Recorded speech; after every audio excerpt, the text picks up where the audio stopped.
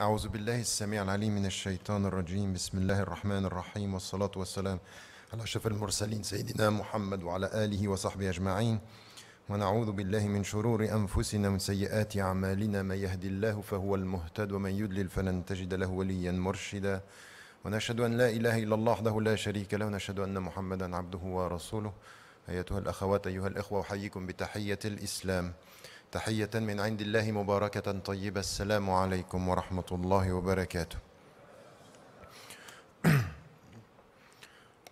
Alhamdulillah, I think that we heard the first part of this session with this talk from our sister Muslima, the overall understanding of the way we have to understand the meaning of Sharia and what is within our universe of reference, our frame of reference, things that are the principles that are immutable and other understandings about principles and the way they are implemented that has to do with time and space. Now, what I want to do is not only it's from that framework to come to you. Very often, we sit down, we look at our scholars, the ulama, and say, it's as if they are not coming with the right answers for our time. We feel that there is a gap between what are our questions and what are their answers. And if not, if we are not specialized, deal with economists, deal with medical doctors, deal with people who are dealing with cultures now and psychology and gender issues. It's clear that the problems that we have today are very complex. The answers that we get are not always matching the level of sophistication that we are dealing with within our society. So now we can sit down and blame the religious voices and the religious authority, or if we don't blame all, we idealize one and say this is the one. And the problem is not in our scholars, the problem is in the followers. In fact, the problem is you. The problem is you because the quality of your questions will tell you about the quality of the answers. So you can be intellectually passive and blame, but now it's the time to become subject of your own knowledge and ask the right questions. To be involved, no, you know there is a fatwa, which is a special fatwa with me, you don't clap. And you don't say Allahu Akbar, you just think about it and all together, if you like it, think about it. If you don't like it, think about it twice.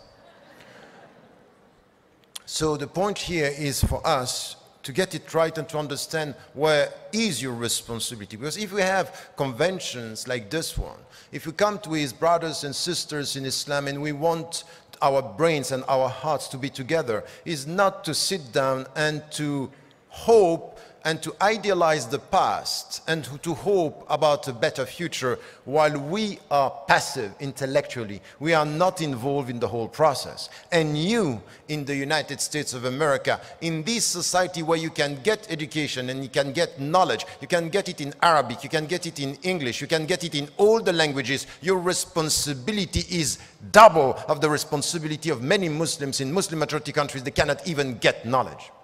So you have to take it as a responsibility. Don't take your presence in the West as something which is a liability or a problem. This is a great responsibility because you have freedom, you have scholars, you have conventions, you have time to think about, to learn, and to be much more involved in the process. And stop blaming the scholars, start by yourself.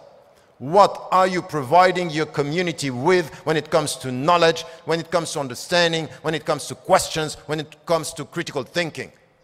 Are you thinking by proxy, waiting for someone to think for you, or are you starting with yourself? And the first is to come with your own questions that you have. And the first questions that you have is very simple, is the gap between who you are and what are the principles that you promote and advocate.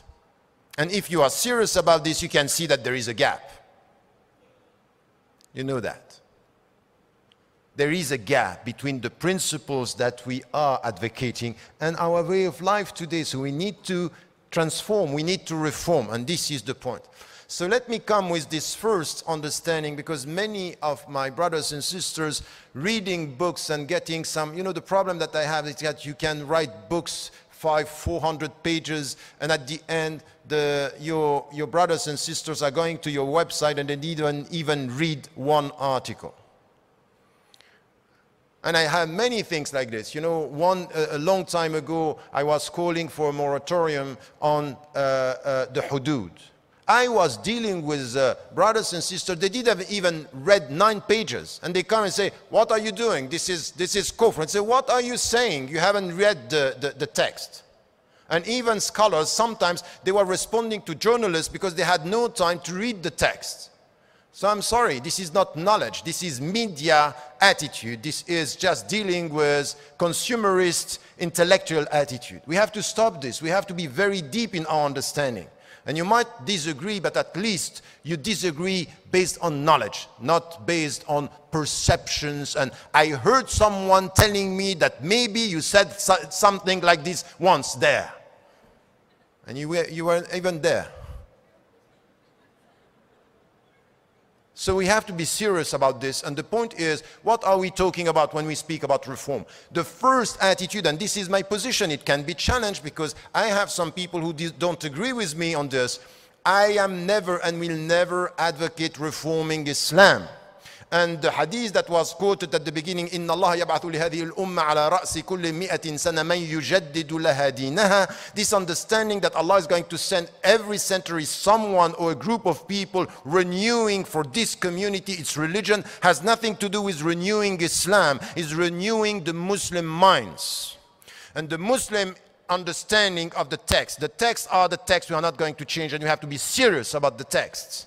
Anyone who is coming to undermine the very essence of our text is undermining Islam and destroying Islam from within. What we are talking about here is, if we are serious about the way we deal with history and the way we deal with cultures, the way we deal with the differences between different countries and different nations and tribes, when we come back to Surah Al-Hujurat, when we get this right, إِنَّ خَلَقْنَاكُمْ مِنْ ذَكَرٍ وَأُنْثَى وَجَعَلْنَاكُمْ شُعُوبًا وَقَبَائِلًا لِتَعَارَفُوا. The meaning of this diversity in nations and tribes means in cultures and understanding, means that on this our mind should be educated. We should get it right. So this knowledge will help us to move on. So what we are talking about here is our minds, our intelligence, our intellect should be active, dynamic in the light of the texts. So this is the tension that we have when it comes to we need to reform the Muslim minds. And we need to reform the Muslim minds means also there are 2 words that are important, al-islah wa tajdeed. Al-tajdeed is in the hadith that we quoted right now, and al-islah is everything about our societies, ourselves, and even ourselves. Islah nafsak means you have to reform yourself. So to get a better understanding of what is the meaning of reform, in fact, the best is to come back to our deep understanding of the spiritual transformation. Why? Because in fact, it's not only to look at the world and to look at sciences and to say in which way I am reforming Islam. What is the true and the deep understanding of the spiritual reform that is expected and required when it comes to Islam? In fact, the objective of the reform when it comes to yourself is what? What are you trying to get as you think about yourself? Don't think about the world. Think only about yourself. In fact, you should reform yourself to get something which is the main objective of life, which is peace. Salamat al-nafs wal-itmi'nan. Ala bi dhikrillahi tatma'innu al-qulub means, in fact, that this connection with Allah is giving you peace. And Allah subhanahu wa ta'ala is calling you at the end and saying, Ya ayyatuha an-nafsul mutma'innah. So at the end, what you want is peace. And to get this peace is the very objective of your reform. as long as you are not in a state of peace, you know that you still have things to do. And you know what? You will never be permanently at peace with yourself. So this is why everything which has to do with peace has to do with jihad. There is no peace without jihad. Why? Because peace is an instant in your spiritual life. So you have to struggle to get it. You have to struggle with your heart. You have to struggle with yourself. You have to struggle with the world. In fact, to get that peace which is the objective of your personal spiritual reform, you have to struggle with your heart and not only with your heart.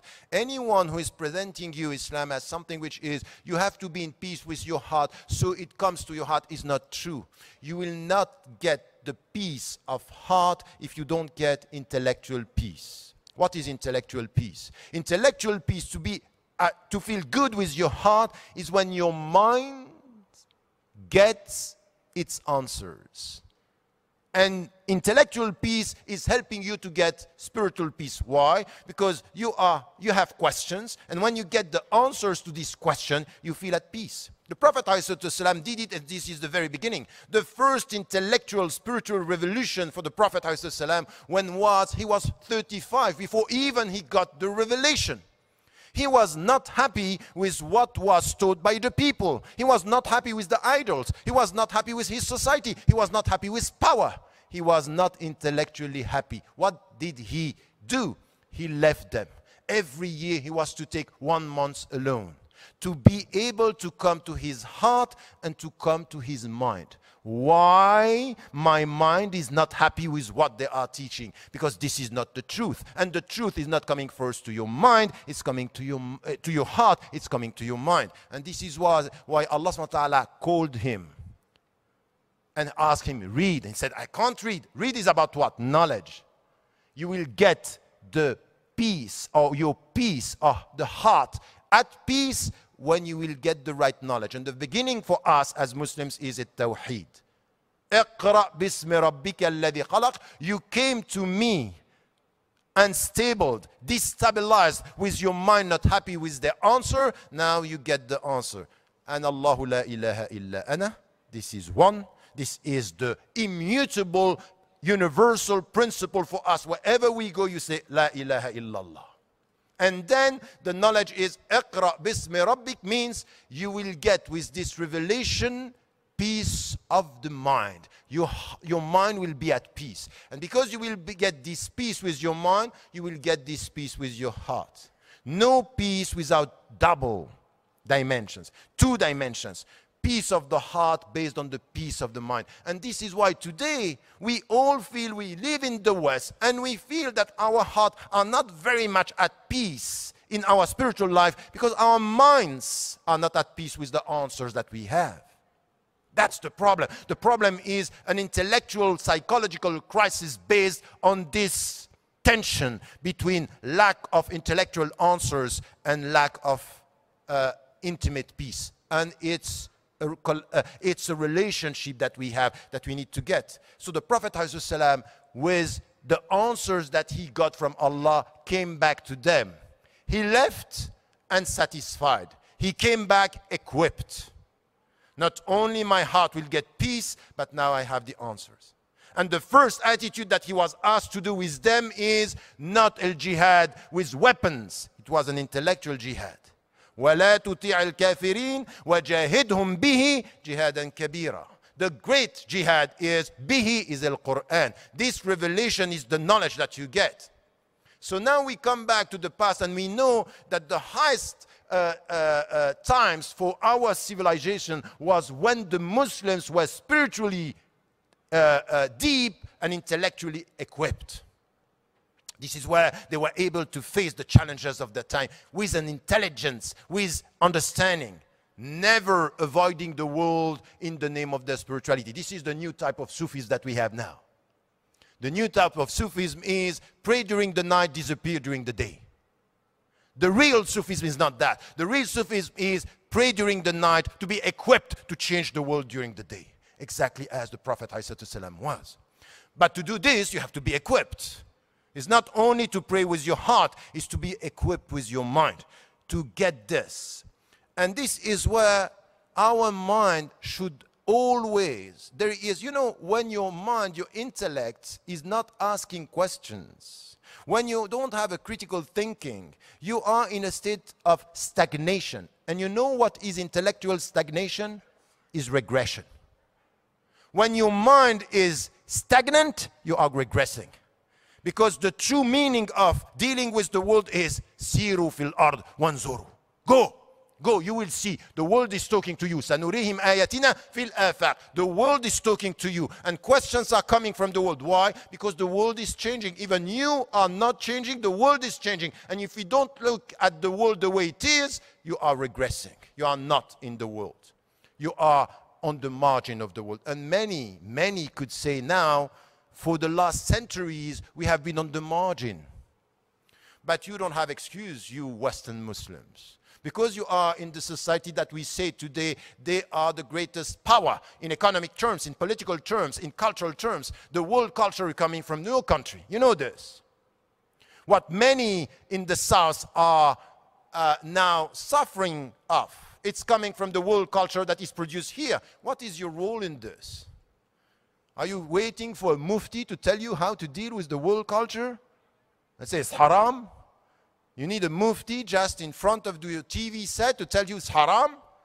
You know when it's haram. Istafti qalbak. You know what is wrong and what is right. But what is our contribution here? What is our intellectual contribution to get this intellectual peace, to get this very strong spiritual life? Our reform could be only understood if we understood the very meaning of this spiritual transformation. And reform here is to transform, is not to adapt. Is to change who you are. And there is something which is very important, that the Prophet ﷺ, when he got this, what was told to him is, you can change yourself if you get this very deep understanding of what Tawheed means in your life. La ilaha illallah means you can be better and you can do better and you can change this world for the better. It's possible. Tawakkul ala Allah is very powerful. La ilaha illallah atawakkalu ala Allah wa la hawla wa la quwwata illa billah. It's a powerful attitude. It has to do with your heart and it has to do with your mind. Because your mind, you can see, oh, there are limitations, but you can be involved in this and you should be involved in this. Now, you get this, that the first objective was peace. And you know, for years when I was asked about Islam, I kept on repeating, oh, the main objective of Islam is justice. And in fact, I was wrong. It's when I wrote the book on the Prophet ﷺ that I changed my mind.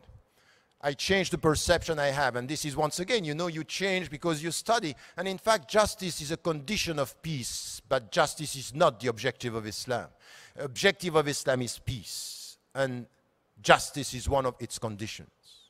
At the end, what we want is this relationship to feel good and to be good with Allah and with ourselves. And then you understand that everything in Islam, it's between the principles, al-thawabit that we have at the beginning, and the objectives that we need to reach. So the principles, as it was said, I am not going to repeat this, they are al-thawabit, they are not going to change. And when it comes to al-aqidah, and when it comes to al-ibadat, there are things it's clear. We are not going to change the pillars of Islam. بني الإسلام على خمس يعني بني الإسلام على خمس.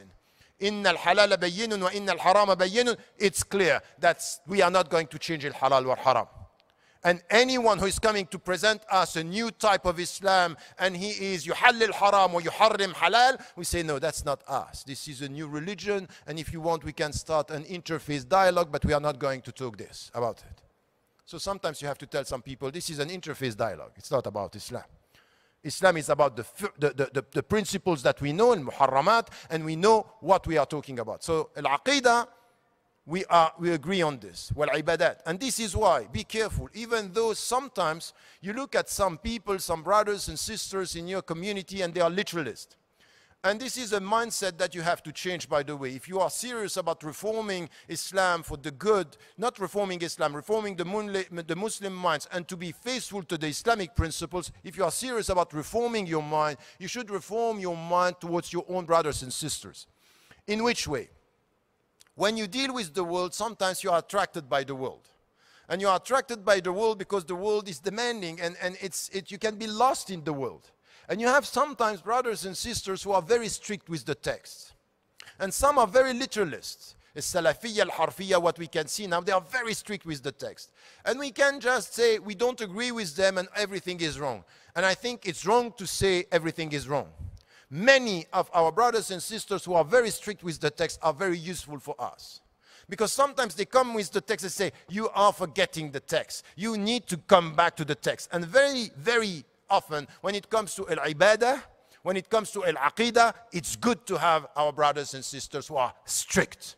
It's good. They are useful because they tell you, be careful, the world can attract you and you forget the texts.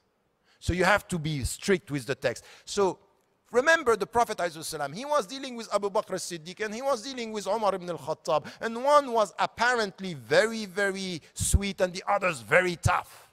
And by the way, it's not exactly this. At the end, we understood that it's not exactly this. That at the end, Abu Bakr as-Siddiq was the one who was standing up, and the one whose psychology was not strong enough to accept the death of the Prophet ﷺ was Umar ibn al-Khattab. So be careful with this power. Psychological power could change. So the point here is that the Prophet ﷺ was taking the qualities of this one and the qualities of this one and adding quality to quality. You have to have the same attitude within your community. You have people you don't disagree, you don't agree with many of their answers, but at least take the quality. They come with something which is useful, and you disagree on other things.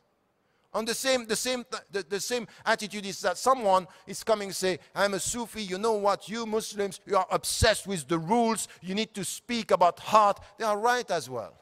Because the problem that we have with some Muslims is that we are so obsessed with the rules that we forget the meanings of the rules. What we are trying to get. So it's good also to have some people talking about the in-depth understanding of why are you praying.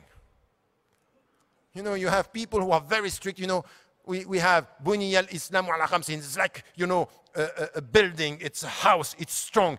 Buniya al-Islam ala khamsin. That's fine, but when you enter the building, after you have all this, you know, very strict with the rules, you understand that they are quite agitated within.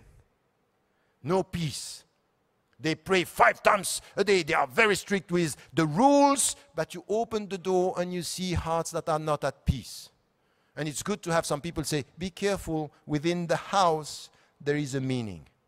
There is الروحانية الربانية كونوا ربانيين. So this is what we need to understand. I hope you understand what I mean by now. So my point here is to understand the meaning of reform and to understand that between these principles that are immutable, we need to look at the objectives. What do we want to achieve? And between the two, our heart, to get that peace, need to get a clear intellectual understanding of the principles that are immutable and a clear understanding of the objectives. And the objectives are also immutable. We are talking about dignity. وَلَقَدْ كَرَّمْنَا بَنِي آدَمَ. We are talking about al-adl. إِنَّ اللَّهَ يَأْمُرُ بِالْعَدْلِ. We have principles that are today immutable. And we need to get this.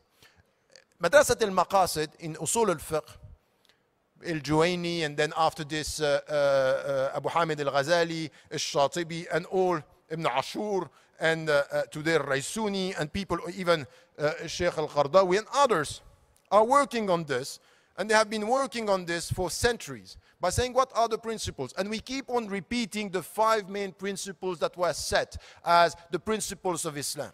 And it's right when we talk about al-din, wal-aql, wal-nafs, it's all, you know, religion, personal integrity, the self, it's al-aql, the intellect, is al-nasl, progeny, it's the goods that you have, al-amwal, and al-Qarafi added what we are translating in English by dignity, which is al-ilrd. In fact, dignity would be al-karama. But anyway, we have these principles, are principles that we need to reach. Now, we are dealing with our sources and trying to be very clear on the sources and very clear on the principles. And we are not playing with this. Now we get an understanding of there are immutable principles, and we have to follow the principles to get the objective. And by the way, Sharia, it's very much about a way, a path towards objectives that we need to reach. ثم جعلناك على شريعة من الأمر فاتبعها. فاتبعها in Arabic means follow it. So we put you in a path, a way you have to follow. ولا تتبع أهواء الذين لا يعلمون. And don't follow the desires, الهوى.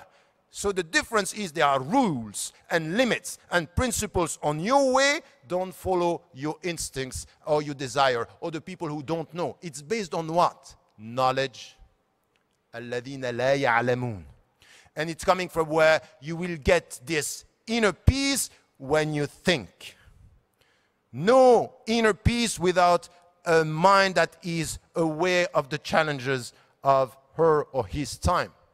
And then this is also exactly the same that we have in Islam when it comes to this tension between what we want and the objectives. What I wanted to say here, it's once again based on knowledge and based on what we are trying to get is to be at peace with al-haq, with the truth. Once again, when we have لِكُلٍّ جَعَلْنَا مِنْكُمْ شِرْعَةً وَمِنْهَاجًا, to every community, to every religion, we gave them a path, we gave them a frame, and we gave them a methodology. Just before that, what we have in the verse, وَلَا تَتَّبِعْ أَهْوَاءَهُمْ, don't follow their desires. عَمَّا جَاءَكَ مِنَ الْحَقِّ. Al-Haq is Allah, wal-Haq is the way you deal with the principle. So you need to have the principles right. You need to have this relying on the text. But now, having done this, what we need to understand is what I said first about reform. The way you have to reform yourself is the way you have to reform your understanding of yourself, of your society, and the way you have to deal with the objectives. But to get this, sometimes you need to deal with the world, and the world is telling you that it might be that the overall objectives that you had in the past should be reassessed. In fact, you read the Quran and you got some principles, overall principles, but now we deal with the world, and the world is telling you these principles that you extracted a long time ago are not enough. Check your mind. Come back to the text and read the text in the light of the contemporary challenges. This is where we are talking about reforming our mind. The world is sending us questions, very complex. You can't today come with an economic alternative just by saying we have two principles in Islam. La riba, that there is no interest, and zakat. That's fine. Are you going to transform the economy, the global economic order with these two principles? No, these are means. Now you need to get the knowledge of how it works to use the means to reform in the light of the ends and the objectives. So this has to do with intellectual dynamism, knowledge. You get the truth. You know what you want, but you need to know with what you deal. You know what you want, but you still need to know with what you deal. What is the issue at stake? And it's very easy when it comes to, for example, medical sciences. We know that today what we know about the brain, what we know about the body, it's very complex. What we knew in the past was not what we know now. So it's very easy now to come and, for example, things that have to do, for example, with abortion, things that have to do with euthanasia, things that have to do with, for example, the way they deal with bioethics. These are complex questions. If you come with this understanding of the past, we are not going to get the right answer. And then if you don't get the right answers, we are not going to be at peace.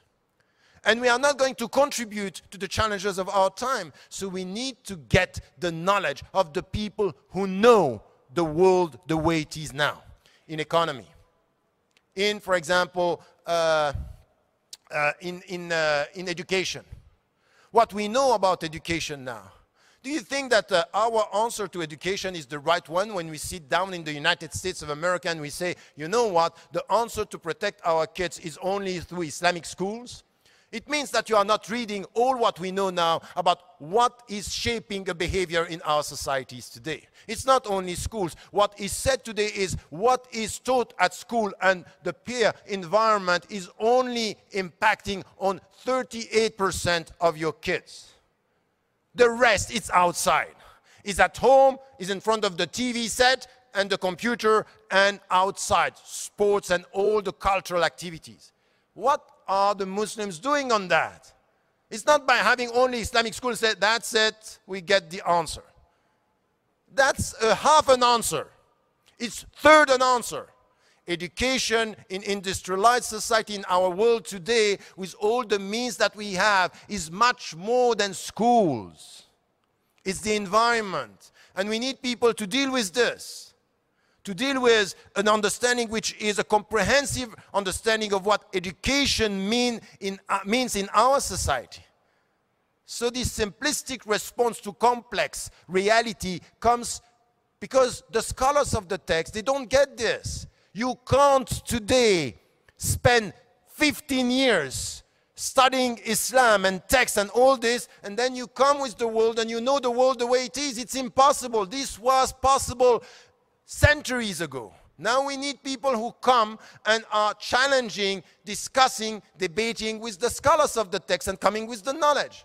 Do you think that the scholar who is a specialist in the text, what nusus, what tarikh, what turath, and all these can come today and challenge what the economists know about what is happening in the world? It's impossible. But our understanding is, let us ask the sheikh. He will give us the answers about everything. So I'm going to give you another example. You know the statistics, what they are saying? Look at this room today.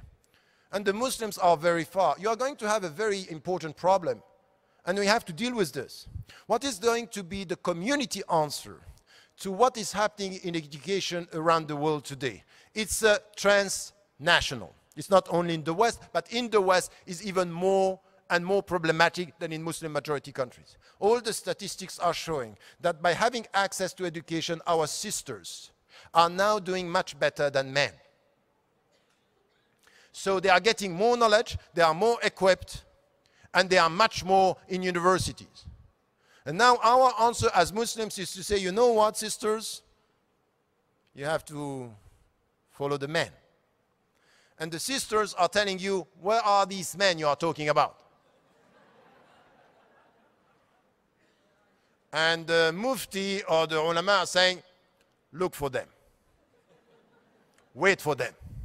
Sabrun jamil, wallahu al-musta'an. مش كده؟ المصري. It's the same everywhere. And now we have to deal with this. It means that our education in our family in the coming future, this is a very important thing. It's not what are you doing with your daughters. It's a very deep discussion about what are you doing with your sons. That's it. So the problem in Islam is not women in Islam, as the West is saying. The Muslims should know that the problem is men in Islam. And this is where we want this. No.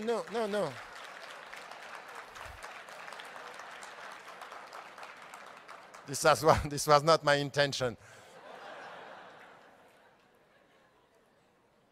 Okay.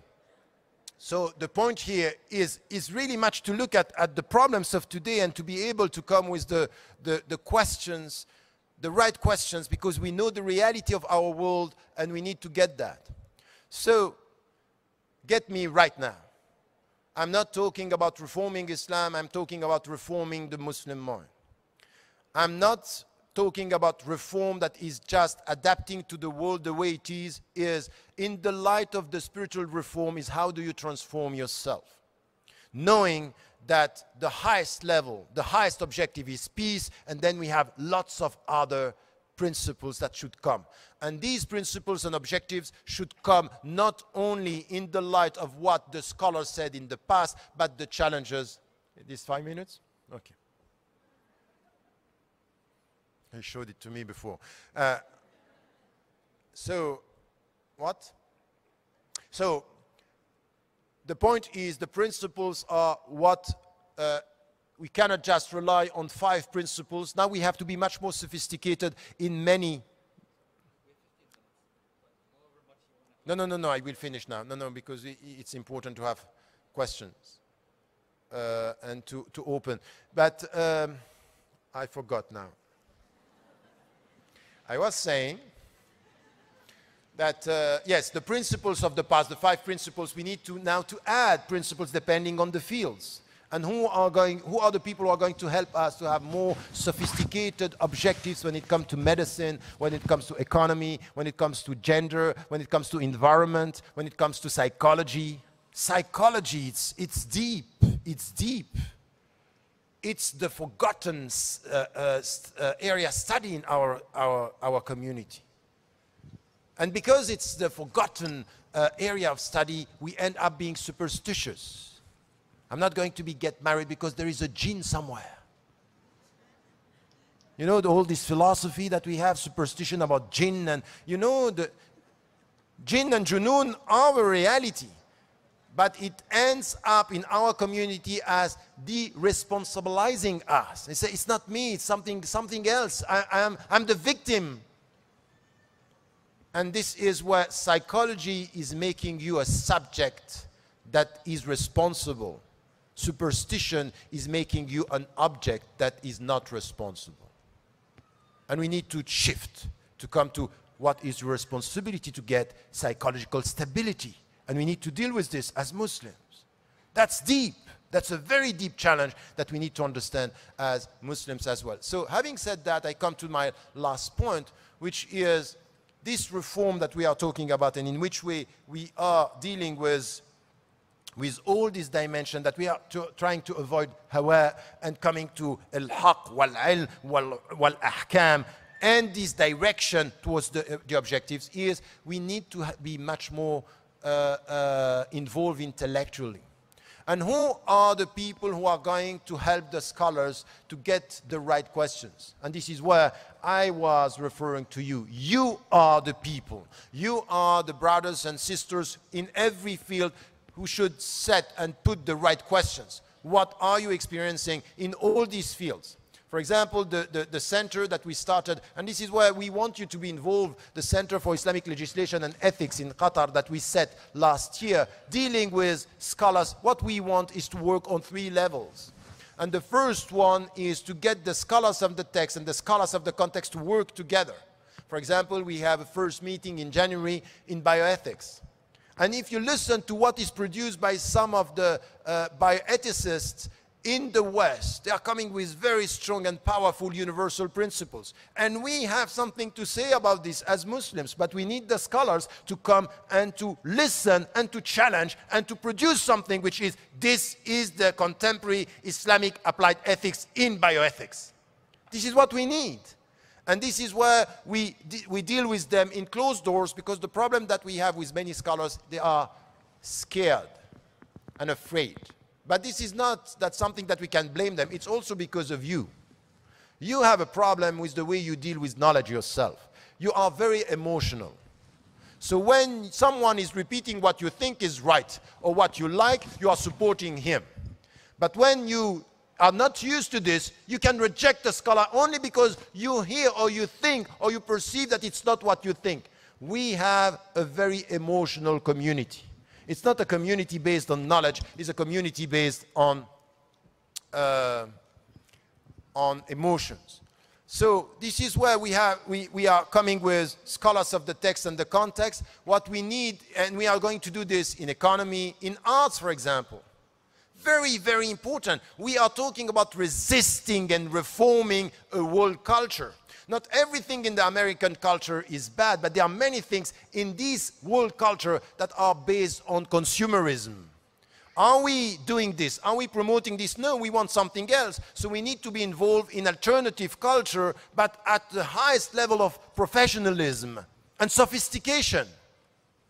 You can't deal with, you know, this powerful media and business. It's a business now, arts and culture. And we come with Islamic song. I'm Muslim, I'm happy. That's fine, I'm not a kid. That's not the answer. So now we have some people who are coming with something which is more sophisticated, but we need to think, what is Islamic in arts? Arabic terms? Verses of the Quran? Is this what makes something Islamic? Or dignity, elevation, spiritual understanding, universal message, speaking about Islam without mentioning Islam, speaking about God without mentioning God, talking about the essence of things. No, no, no, think about it. Don't clap, think about it. Do it. Change, do something out of that. Stop clapping and say, you know, it remembers me of my father, rahimahullah. You know, I'm just following, you know, I'm just nothing to be proud of. I'm just following something which was given to me. And once he was giving a lecture like this, and someone looked at him and said, you, for 20 years, you keep on repeating the same thing. And look at us, nothing is changing. He was right. And my father, rahimahullah, responded and said, you, for the last 20 years, you have been listening to us. And what are you doing? That's the right answer. Think about it. We can't keep on blaming each other, but at the end of the day, who is doing the job? You can carry on clapping, it's not going to change anything. The starting point is to stop clapping and starting thinking.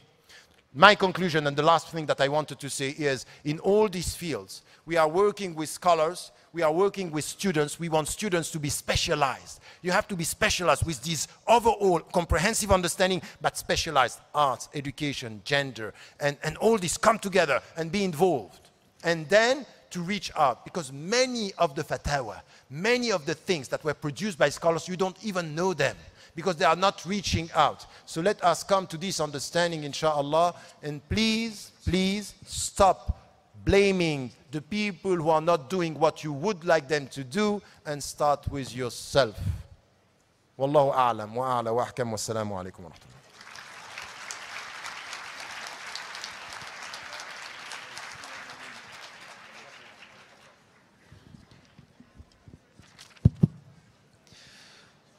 It was a tough job. I'd hate to interrupt him, but we're trying to allow, inshallah, some time for questions. We'll take the first question. The first question is for Dr. Tariq. You speak of the imperative of to think critically, to question, and to seek out answers, to understand the purpose of our practices. How does one go about creating a space for critical inquiry when questions and any thoughts that are not, quote unquote, popular, but not necessarily un-Islamic, are labeled polemical? That's a very important question, and it in fact questions the way we are dealing with our own education. You have scholars and you have organizations, they are providing you with some knowledge, and that's fine, you can take what is given by those organizations. Now, it's important also as students and as teachers to open spaces where you have this critical thinking being allowed, and this is an important thing. You know, look, listen to what is happening, and just try to understand what is happening in Muslim majority countries these days. In MENA, for example, North African country, and in Egypt and in Syria. With all what is happening, now we can see that in political terms, there are challenges that should be tackled in different ways. We need new thought. And look at what the scholars came after all this, and challenged by the West, and challenged by the people in the streets, the people who took to the streets and they were challenging, they started thinking, oh, we might have to start with the first thing in Islam as to our societies is freedom. Have you heard this? Rashid al-Ghannouchi, Sheikh al-Qardawi are coming saying, be careful, it's not first about Sharia, freedom first. That's it. Freedom first. So if you prevent me from getting my freedom of thinking, asking questions, we are scared. As Muslima said, we are scared of questions because we are not confident with the answers. So we better acknowledge the fact that we don't have answers and deal with the questions. But this is you. This is where you have to do the job. Open circles where you are doing this. And do it in a constructive way, please, because this is, you know, this question, it's important because it has to do with your mindset and your attitude. You know, be positive. Some people are looking at the community, they say, oh, this community is just, that's not possible. You know, you are the more critical towards ourselves. Always, you know, negative. I think that we should be constructively critical. And constructively critical means be positive. Look, you know, ask the people who are here. I don't know, this is how many conventions did you have? 11th. If you look at 11th, if you look at the situation of Western Muslims 50 years ago, 30 years ago, who was or would have been able to think that we were going at that level with all these Muslims, the more educated coming to Islam? We are doing good, alhamdulillah. Islam is moving in the right direction, alhamdulillah. Be positive, but by being positive at the same time, just look at what is missing. Be positive as what we have achieved and be critical as what we have to reform and improve. This is it. This is the intellectual attitude. And I would suggest for you as students in universities to stop when you are a Muslim organization in the campus, always to talk about the same topics, always to invite Muslims to talk to Muslims and to say between Muslims that the non-Muslims don't listen to us. Be open, invite non-Muslims, be critical, listen to what they have to say, and this is what is helping you to open your minds, inshallah.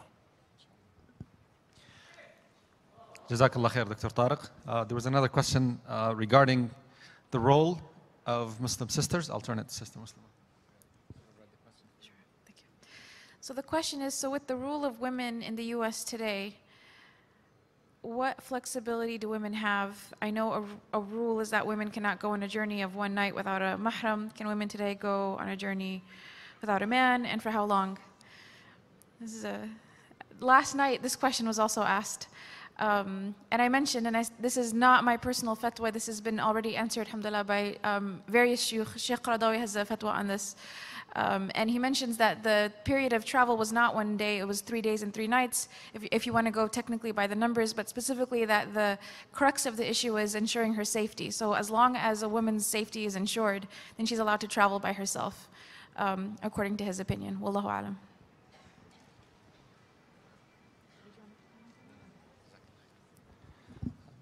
We have another, inshallah, 10 more minutes. We've been given another 5 minutes from the program.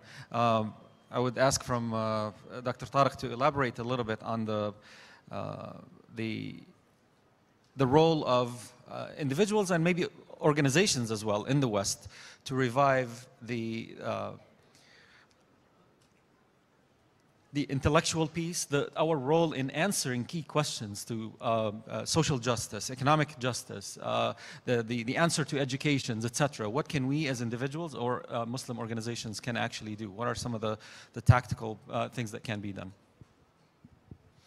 No, it would be not only another lecture, but a long seminar to think about the methodology. But at least what we can say today when we look at the state of affairs in our societies now or our communities in the West is it's really to start by there is a lack of vision sometimes because there is a lack of a clear understanding of what are the priorities. So this is where it's important to prioritize. What do we want to do and what do we want to put our effort first? And it's clear that, for example, now, you know, I'm teaching a course in Qatar, and the name was surprising for many. It's Sharia, Sufism, and Ethics.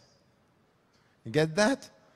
I'd say it's quite difficult to get and say what is the relationship. And I think that the three things are part of one of the essence of our understanding is for us as an organization, for any organization in the West, is to get the understanding that many of the Muslims are dealing with a deep problem. Sometimes they are too much obsessed with Sharia and rules. Sometimes too much obsessed with the spiritual dimension, and they are thinking, oh, I have to reform myself before being active. Not understanding that, in fact, the best way to reform yourself is to be active. It's through action. You know, الإيمان يزيد وينقص ويثبته العمل. It's just that your face is down, have downs and ups, and what is going to help you is the action. الذين آمنوا وعملوا الصالحات. So the first thing that we might expect from an organization is to get the right balance between rules and meanings. And what does it mean for you people, for you members, is very much to stress on the meanings of things, is why are we doing what we are doing. And to get the meanings is always to let the people speak. We need organizations that are much more listening to the members than directing through activities. So space where we have intellectual discussion, listening to some of the requests and some of the concerns. And also, look, all the people who are here in this room are not representing the Muslims in the United States. They are much more outside than inside. You need to listen to why they are not inside, why they are lost sometimes, and why they are dealing with something which could be a spiritual crisis. We have to listen more. And then there are the fields that are priority fields. Of course, education is one, but I would say culture. I would say that one of the things that we have to celebrate more and to be involved more is arts and creativity. Muslims and Western Muslims in general are lacking creativity, intellectual creativity, cultural activity, artistic creativity, and it's essential now. Now it's essential because one of the main challenges that we are facing is not what is coming in our mind, but what is taking over our emotions. And our emotions are the first jail. This is what we have to liberate. So I think that this is something which is important. And also to stop idealizing the past. By also, you know, you learn from history. In one of the books that is completely neglected by many Muslims, The Quest for Meaning, I'm saying that everyone on earth, every human being today has to come back to 4 main disciplines. The first one is history. And Muslims should deal with history in another way as they are doing. This kind of idealizing the past as everything was good in the past, this is putting us in a situation that we are victimizing ourselves, that we say we cannot do it. So we should be more critical with this type of knowledge. The second is about knowledge of religions. Too many Muslims live in the States, they don't know anything about other religions. Anything about, because the other religions are sometimes sending you questions to get better understanding of your own religion. This is critical also. This is why we are here. لِتَعَارَفُوا is not a one, it's a two-way process. لِتَعَارَفُوا, it means know and let the people know you. So religion, arts, it's important. And also philosophy. Because some people and the Salafis sometimes when they knew that I was studying philosophy, say, oh, philosopher. So as if nothing. And in fact, I think it's wrong because the philosophy, it's also helping us to get the question, why are we doing what we are doing? So I would say the education is important. And the last point on which I would very much insist is anything that could be perceived as a contribution to your society. Think as a Muslim organization as what is your added value in the society. What are you giving? Not only where are you accepted. We had Justin Trudeau who came to a convention in Canada, and he was saying we are not talking about toleration, we are talking about acceptance. And I would say no, it's not about acceptance. I don't want the people to accept me. I want to be respected, and I am going to be respected by what I give to people. Remember this in the United States of America. I know that when it comes to soccer, you get it right. Very easy. You know Zinedine Zidane. And I'm always keeping a very simple example. When you are in the suburbs and your name is Abdullah, the first question is, where do you come from? When you are Zinedine Zidane and you play in the French team and you make the French team win, this is forgotten. Is where we are heading together. So you make us win, we forget about your past. Your past is not a problem. You are perceived as a problem, where do you come from? You get that? So the added value. So be in social issues, in universities, in your job market, what Zinedine Zidane is for soccer in France. Not easy, but you can make it. Be positive. Jazakumullah khair. I'll ask Sister, I'll ask a couple of minutes of concluding remarks. Anything you would like to share with our audience, and then we'll do the same. Something I was thinking about when Dr. Tariq was just speaking right now is in terms of contribution. This is a thought to put out there again for all of us to reflect on because it's not fully developed, is the fact that as a community that seeks to contribute in America, something that I see holding us back is we tend to be isolated in the way that we work. So if I'm a young Muslim in the community, I'm going to work for only a Muslim organization and have very limited contact with other organizations, but only through that Muslim organization. And I think we have to become comfortable enough to send out our young people in to be the leaders of the greater organizations in society. You have, instead of having Muslim Green Team, I know that's good for promoting, you know, environmental safety issues and health issues within the Muslim community, but also being part of the green effort at large, whether it's social work, whether it's civil rights work, sending out our talented youth to be the presidents or to be the Zinedine Zidanes of these organizations that are affecting the greater society and already working on the issues we already agree with. So let go of some of our youth. They don't need to just work for MAS and ICNA and CARE and MPAC. Send them out to other organizations and say, we want you to come back and make a huge difference for the greater society there. And that's going to take a level of comfort on our side. It's also going to take a level of study so that we understand the society and we send them out to places that they can really truly have that type of impact. So I leave with just that thought. Let's think about getting outside of our bubble and joining and participating, not just integration, but participation with the greater society, inshallah.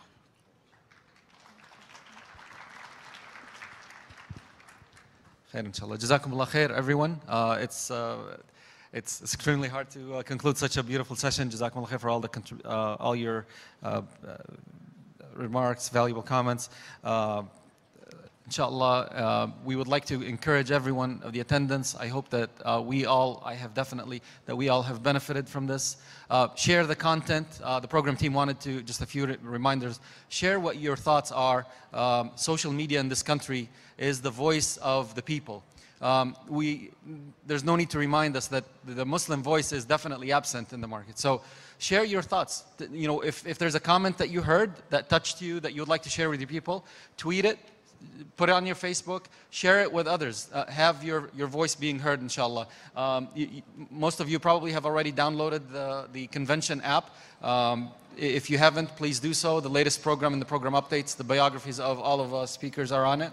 A couple of quick reminders, inshallah. Dhuhr and Asr prayer for travelers at 1:10 p.m. Maghrib prayers at 4:30 and 5:55 due to space. So try to plan accordingly.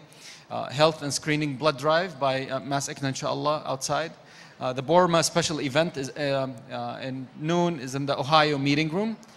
Meet the speakers in the bazaar, Dr. Tariq Ramadan, at 7 p.m. tonight, inshallah, between 7 and 7:30. Jazakumullah khair, and we'll conclude. Assalamu alaikum wa rahmatullah.